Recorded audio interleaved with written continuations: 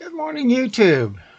I ran across this story here and I just wanted to laugh. Anyway, this is Don V with Truth Be Told, and let's go ahead and move right into it. It says 45's former physician sent a letter to Biden asking him to take a cognitive test, and more than a dozen Republicans signed it.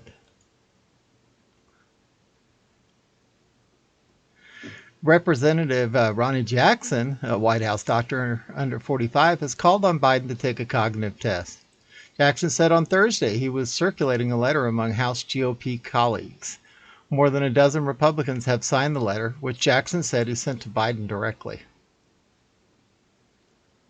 Representative Ronny Jackson of Texas, who previously served as the White House physician under both 45 and Barack, is calling on Biden to take a cognitive test to prove he's fit to run for the country. Jackson told Fox News Sean Hannity on Thursday that he was circulating a letter among House GOP colleagues because he believed Biden was not physically or cognitively fit to run the country right now. More than a dozen Republicans signed the letter, including Reps Brian Babin, Pat Fallon, Bob Gibbs, and Jeff Duncan.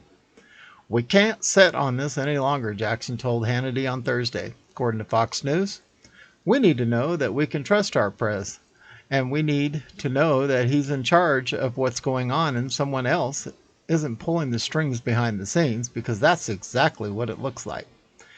Yeah, we know Obama is. Jackson also criticized Biden's performance overseas with world leaders at the G7 summit this week, calling it embarrassing.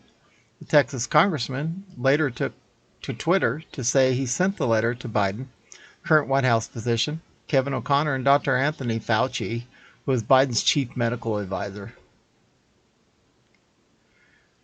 Given the precedent set and Biden's clear mental struggles, I believe it's past time he take a cognitive test. I sent him a letter to him just saying just that. Biden, 78, made history this year by becoming the nation's oldest.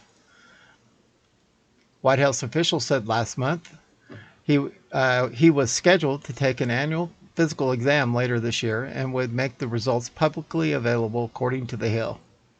Jackson joined the White House medical team during George Bush administration, and he was promoted to the top of the White House position during the Obama administration and served in that role from 12 to 18.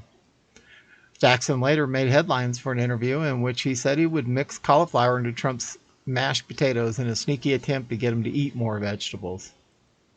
Well, what do you call potatoes?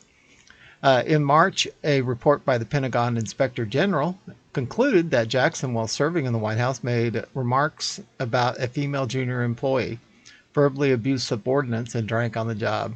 Jackson, who now represents Texas' 13th congressional district in Congress, was one of 14 House Republicans who voted against legislation this week to establish Juneteenth as a federal holiday commemorating the end of slavery in the U.S.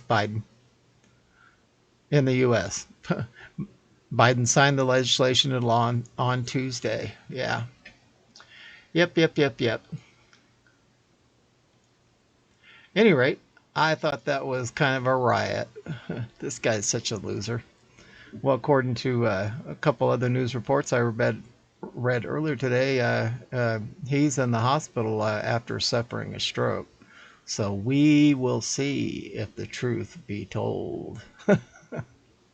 This is Don V, broadcasting out of beautiful Arizona under 97.8 degree weather, and we are out of here.